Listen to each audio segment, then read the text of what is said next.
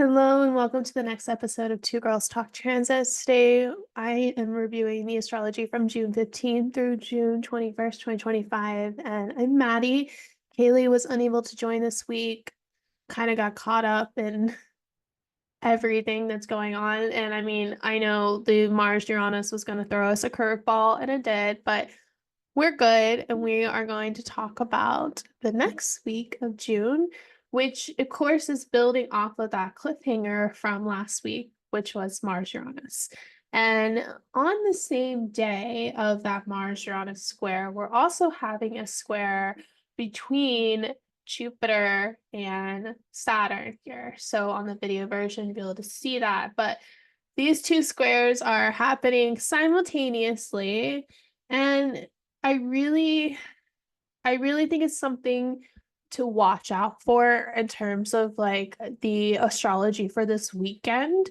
So this is all happening on Sunday on the 15th, but you'll definitely be feeling it Saturday, which is why I included the initial discussion in that first or last podcast. And these two aspects are always points of friction. Squares are always points of really intense friction and rubbing against something and conflicting with another, and just all these frustrations peaking at one time. And there is something about the actions that you want to take, which is Mars in Leo, being disrupting, either causing chaos. So, like, you're choosing to do something that's causing a disruption or chaos, or the actions that you want to take have been disrupted and are thrown off course and are not actually going forward or going the direction you thought. Then, on top of that, there's like a kind of gut punch to your ego almost, or kind of a feeling like, ah, shit, like this is not actually what I was thinking would happen. Like, this is not how I theorized these events to progress. And that's Jupiter. Jupiter is our beliefs, and it's how we see the world, how we theorize what is going to happen to us, what's going to grow, what's going to change. Jupiter, always gets associated with abundance. And I think that that's because that Jupiter, it tends to expand whatever it touches. Like, just remove any of the qualifiers about Jupiter. And if you put it in an area of your chart, it's going to expand that chart, whether it be good or bad. If you have a Jupiter-Mars conjunction where they're at the same degree, Jupiter's going to be also expanding Mars themes, which is not actually good. If you have an abundance of anger, that's not actually an abundance that you desire. But Jupiter is also how we see ourselves, or what we think we deserve in terms of abundance as well. So what I mean by that is, like, do you see yourself as someone who deserves or is earning the outputs and the consequences that you're receiving in life? Or do you see yourself as someone who is more victimized and maybe doesn't deserve this? And we are both always on that spectrum. We're not always just one area where we're like, oh, I'm in complete control, or I'm complete, like, out of control. We're always on a spectrum whenever we're going through life. Like, do I believe that this is happening, or do I believe that this is not? Or should this be happening? Should I this not? That's what we mean when Jupiter is about our beliefs. It's literally, how do you see yourself and the consequences or the results of life impacting you? Do you see that yourself that you're aligned with them, or do you see yourself that you're not in line with them? And when Jupiter hits this square with Saturn, it's really kind of like that, like I said before, the gut punch, the feeling of like, oh God, why didn't that work out? Like, why was that not the result? Like, I didn't think that this was what I had deserved, quote unquote, or actually thought was going to happen. I didn't see this. I didn't feel this, right? And I don't know. I just think it's like this point of like excitement, because we are in all this really big cardinal energy. And I feel like wherever these cardinal signs are in your chart, so Cancer, Aries, Capricorn, or Libra, that's where you probably feel more excitement with Jupiter and Cancer. Like, oh, yes, like, let's do this. Let's grow this. Like, I feel so excited. Like, this is what I was meant to do. This is the alignment, right? This is the belief. This is the path I should go down. That's Jupiter. And Saturn comes into the square and it's like, good one. Good one. Did you forget about all these responsibilities? Did you forget about that's actually impossible? Did you even think about through the practicalities of this? It's kind of this real downer energy that gets thrown on. The interesting thing between these dynamic with Jupiter and Saturn is that Jupiter is exalted. You know, it's in a place where it has so much resource and it's well resourced to expand things. And we talked about this so much when Jupiter first entered Cancer in our last podcast. So if you want a deeper dive of Jupiter and Cancer, listen to that one. And Saturn, you know, is fallen in Aries, you know, where it's literally the opposite. It's the opposite of exaltation, where it's actually outcast. It's like the impoverished, poor person, peasant walking the street that no one gives a shit about, you know, and Jupiter's this king, and Saturn comes in and it's like, you know, kind of throwing cold water on Jupiter, like making the good things seem not as good. Or Saturn can also be showing you where you are really lacking resources. Maybe you have this really exciting, abundant idea. And, you know, with Mars, you feel like you're going to be taking action on it, but that action gets disrupted. And then you realize, oh, actually, I'm not as supportive as I thought I was. I'm not as able to do this. Like, I actually have all these roadblocks or these responsibilities, or maybe some authority figure coming in and being like, you are just way out of your mind. Who do you think you are? And that, and like Saturn just kind of drags Jupiter down. It drags down our really expansive beliefs about ourselves, or the things that we really felt like we were in line to receive or we were willing to grow into. The good thing about this happening at 1 degrees is that Jupiter will have all the rest of Cancer to go through and not be impeded by Saturn. Like, this is not a square that's actually going to happen again, I believe, because Jupiter's going to be moving too fast. So I think once we get past the square, it's like a one and done. But just know that like it's kind of tempering the energy. It's like a split of where you thought things would be going, and now you just have to regroup. You have to slow down. That is the really big signification of Saturn in Aries, is that we have to go way slower than we think. We are not given a clear-cut path to just barrel right through. And that would be Jupiter Cancer. You know, if Jupiter was in Cancer without Saturn aspecting it, this would be a just expansion that just keeps expanding. You know, at some point it can be negative because it can be like Cancer where it just doesn't stop. You know, like the illness Cancer, not the sign Cancer, but you know, it can also expand things that you don't necessarily want it to expand, especially if it's in a more negative house. But with Saturn, it really is tempering it, and it's really showing how the expansion takes more work, and it's going to take time. And then Saturn's favorite thing is time. This is going to take time. And this is not a one clear-cut win. So that, coupled with Mars being in a really disrupting place, I would, you know, our tensions have already grown so much in the United States. I'm not going to get into the news this week, even though it's very heavy and very obvious. Um, I am not, but I feel like this is like this peak point of tension, right? We're pushing for our actions, we're pushing for this new beliefs, these new expansions, and we just get doused, or it gets thrown off path, or there's a split in the direction, and we have to go back and double check ourselves and maybe go slower the next time. So there's still so much I can say about it, but I think I don't want to give you too much to just be dealing with.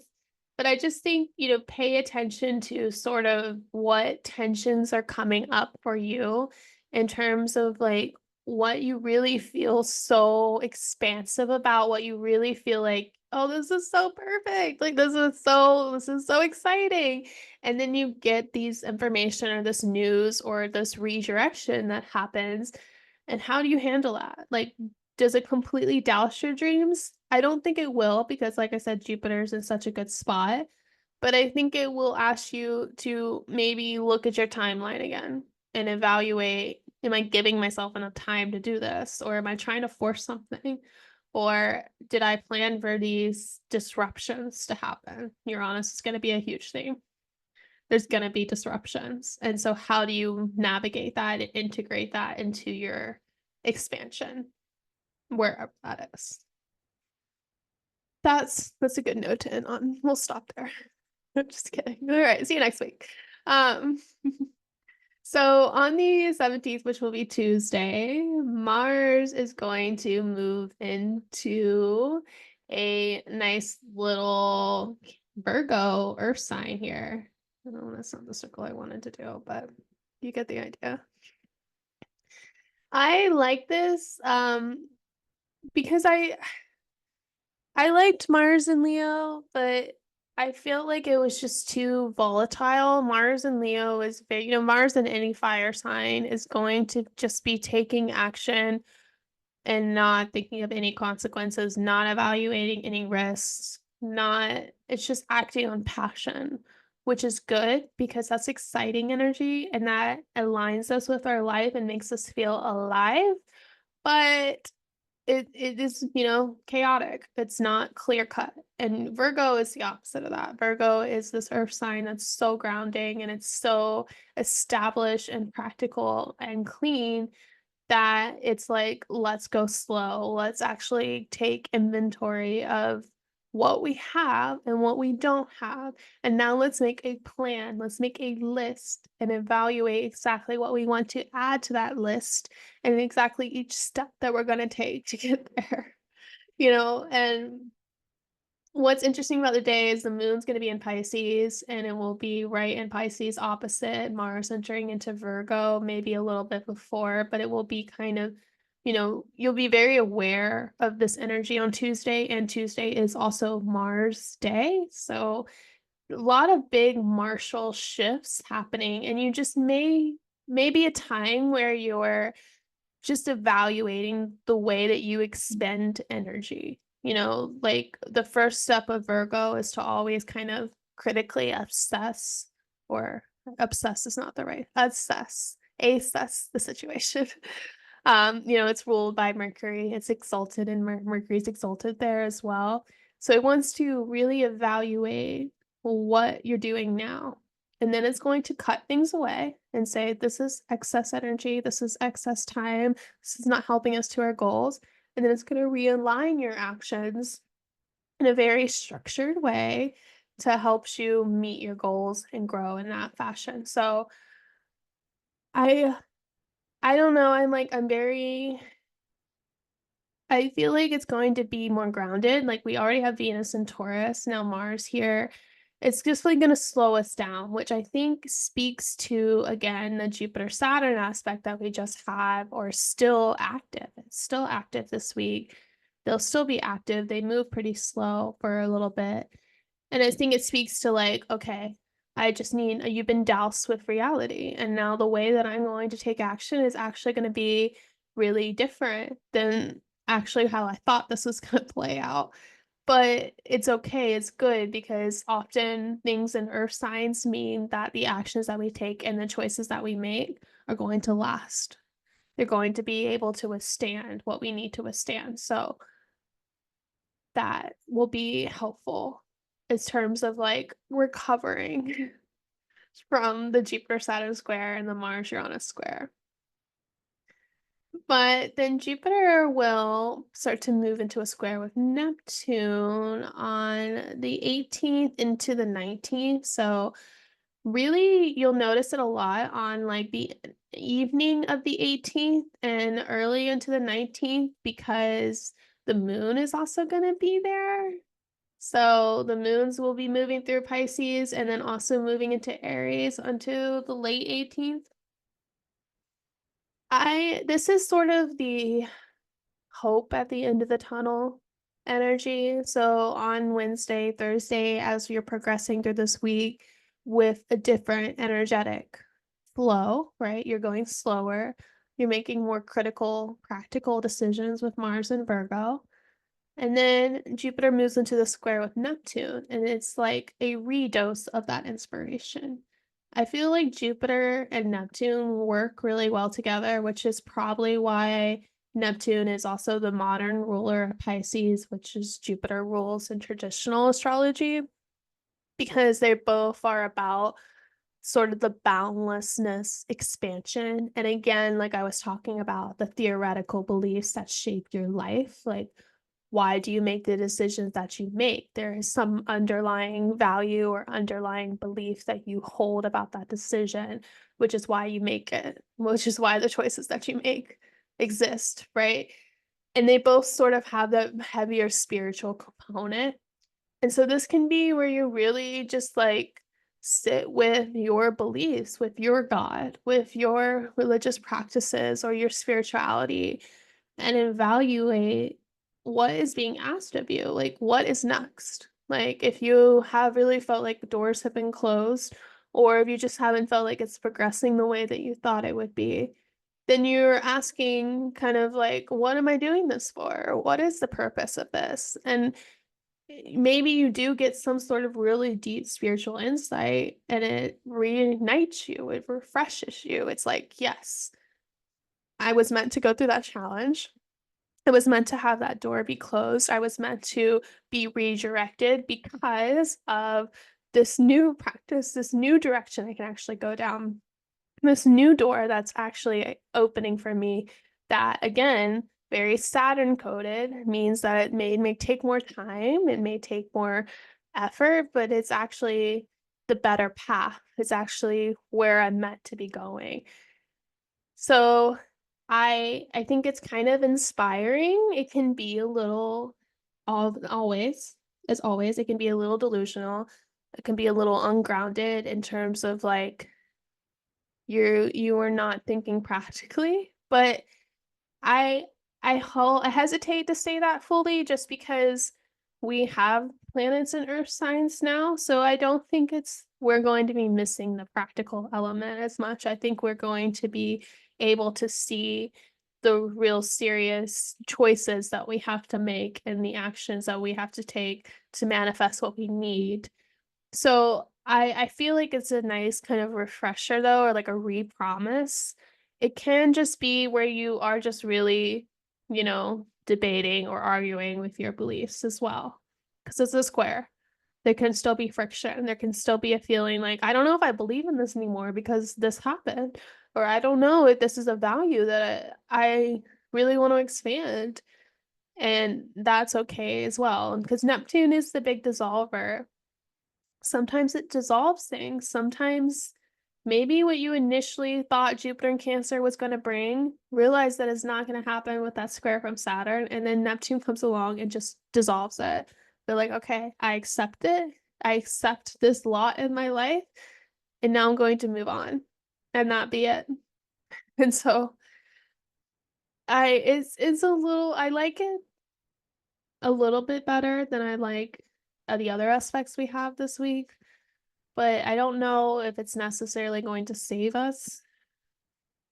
And the moon will move into that same kind of aspect on Thursday, where again, you're just going to be really aware of where you've been limited, but also where you can become reborn again, or like where you can reestablish faith in. Because sometimes those kind of restrictions or restructuring only push us to go higher, only push us to go harder because we realize we still actually really want this.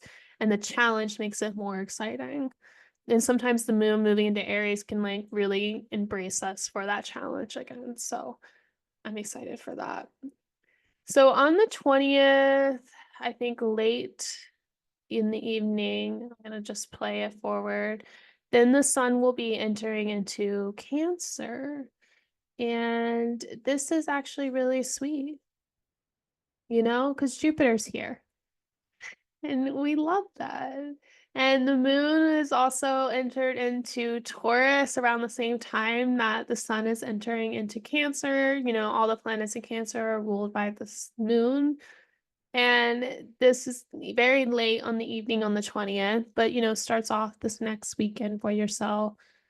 Just really deep into Cancer season now. We're really deep into our feels, into our emotions, and we may cry and we may, think irrationally and want to protect the things that we value. And now, when we were talking about how there's no earth in the sky, well, now there is no air in the sky.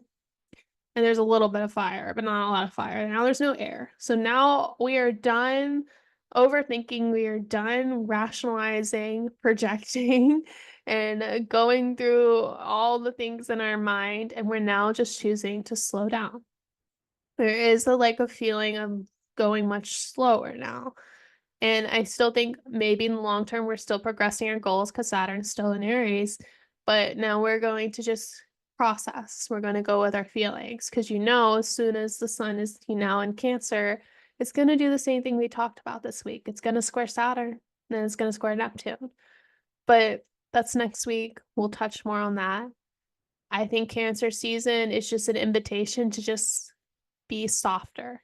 I think that's the main message that you should take from it, at least going into this weekend.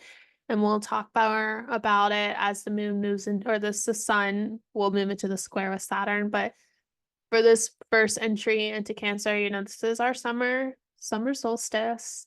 This is a celebration. This is a holiday, and this is the harvesting. So it's okay to pause and just reap what you have sown now. And maybe you just pay more attention to your body, to your emotions, to your feelings, and let the actions naturally progress instead of trying to force something or force a change or force any sort of growth.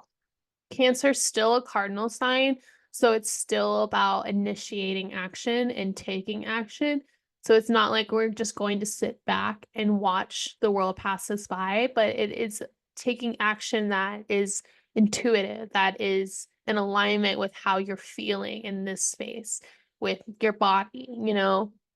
And sometimes that means just taking slower action, like make sure that you can feel into yourself first before you move or before you change.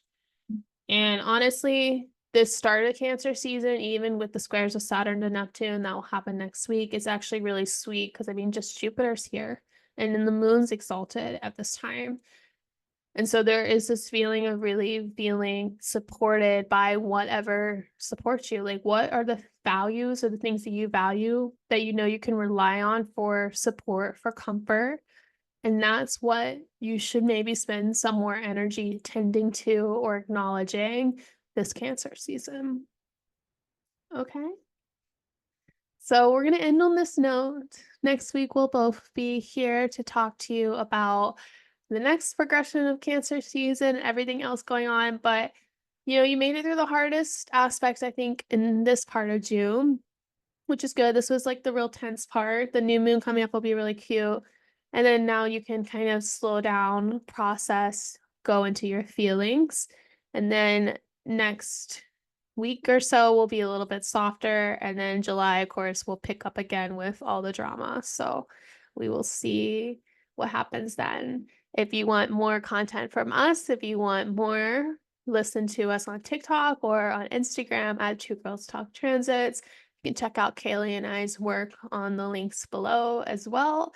And we will see you all next week.